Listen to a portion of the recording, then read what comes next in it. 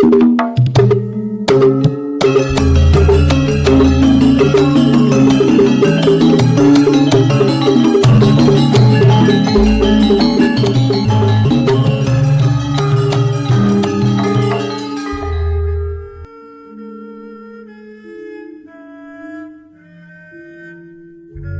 Ibu, para kadang kinasih simbah-simbah lan adik-adik, para rama suster bruder berkah dalem Gusti, sugeng rawuh wonten ing PDSK channel menika. Kados pundi kabar panjenengan?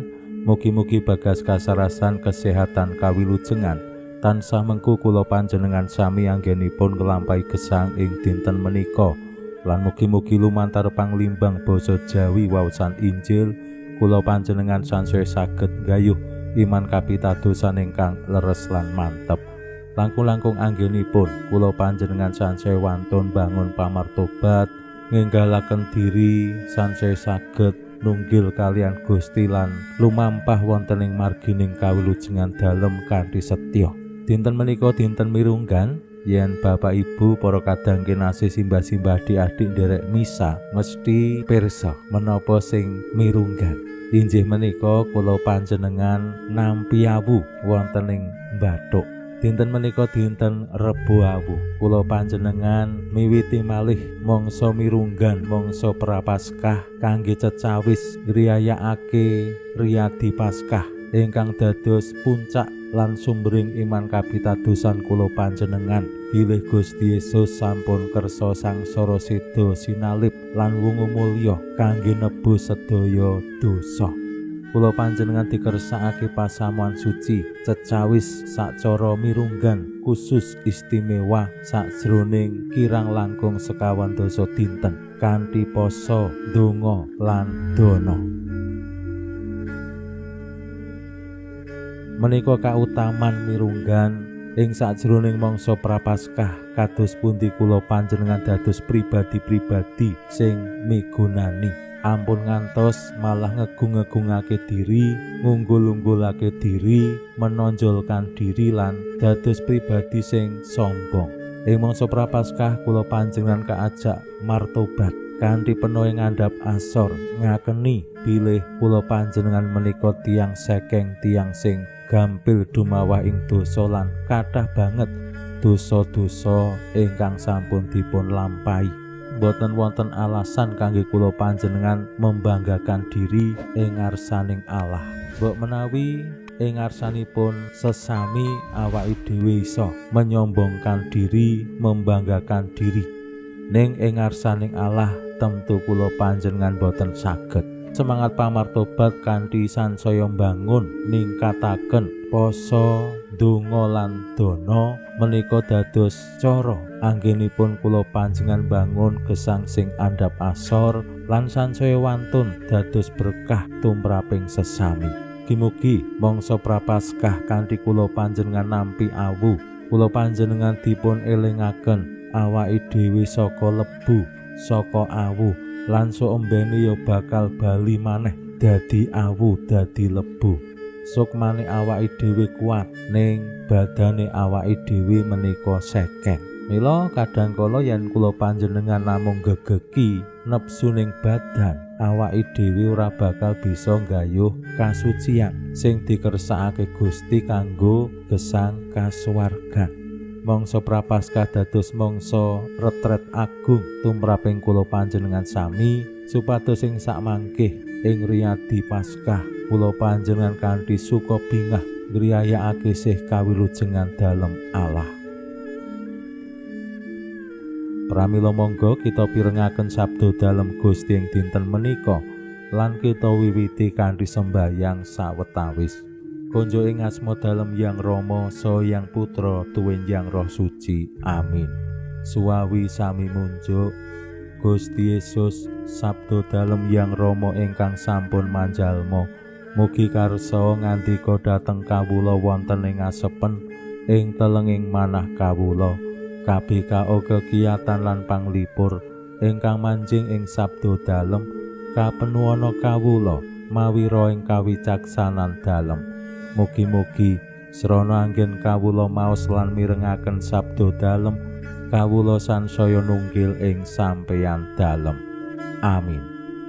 Waosan Injil kapethik saking Injil Matius bab 6 ayat 1 ngantos dumugi 6, kalajengaken ayat 16 ngantos dumugi 18. Nalika samono Gusti Yesus ngandika marang para murid dalem mangkene, "Elinga, aja nganti kautamanmu kok pamerake ing ngarepe wong-wong kareben diweruhi, awit yen mangkono kowe ora nampa ganjaran saka Ramamu kang ana ing swarga.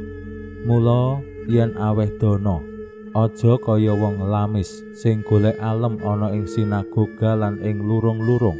Aku kandha sakbenere wong iku wis nampa opahe.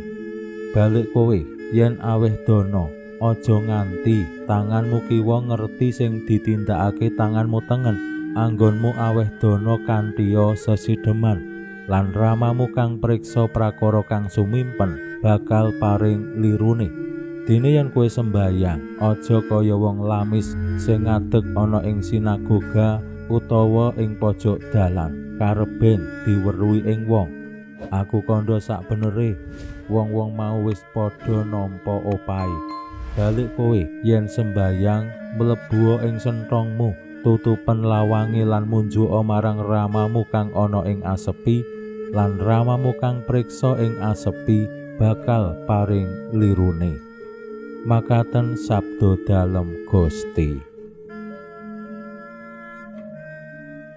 Suwawi sami munjuk, Gusti, kawula munjuk sembah nuwun karana sabda dalem dadosa obor ingkang madangi margining gesang kawula.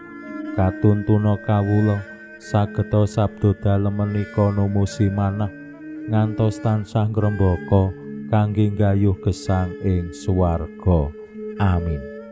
Bapak Ibu para kadang kinasih simbah-simbah lan adik-adik, waosan Injil nyariosaken kados pundi ing wiwitaning mangsa Prapaskah kanthi kula panjenengan mlebet lan ngriyayakake Rebo Awu. Gusti ngersakake anggenipun bangun kautaman-kautaman iman, aja kaya wong lamis sing motivasine pamer. Bangun kautaman iman ya kuwi poso, dana lan donga menika kanthi sesideman. Aja ngasik wong ngerti apa sing awake dhewe pasani, apa sing awake dhewe dongani, apa sing awake dhewe danani. Awit tumraping Gusti Yesus, kabecikan utawi kautaman sing kula panjenengan lampahi kanthi sesideman, Gusti Allah piyambak sing bakal paring lirune, Gusti sing bakal paring piwales. Kosok wangsulipun yen anggenipun kula panjenengan bangun kautaman iman menika kanthi motivasi pamer supaya disubya-subya wong liya, supaya dianggep saleh marang wong liya, supaya dianggep suci marang wong liya. Nah menika awake dhewe wis nampa ganjaran saka wong liya, mila nggih boten bakal nampa ganjaran saka Allah. Sabda dalem Gusti menika sampun cetha tumraping kula panjenengan sami anggenipun bangun gesang rohani, gesang iman. Menapa kemawon ingkang kula panjenengan lampahi kangge mujudaken lan ningkataken gesang iman menika kanthi sesideman. Mila yen kula panjenengan sembayang ampun bengak-bengok, ampun kaya wong tampil neng panggung, boten sah. Yen sembayang nggih kanthi sikap sing prasaja lan boten perlu golek perhatian saka wong liya.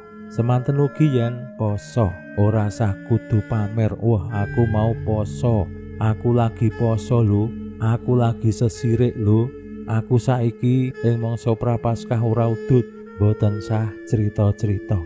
Menika ingkang dipun kersakaken Gusti supados anggenipun kula panjenengan nglampahi mangsa Prapaskah nggih ketingal kados adat sabeni. Aja ngasih merga poso umpamane le dahar mung sepisan sakjroning sedina terus males-malesan, terus etok-etok lemes, terus etok-etok mumet merga kalireng.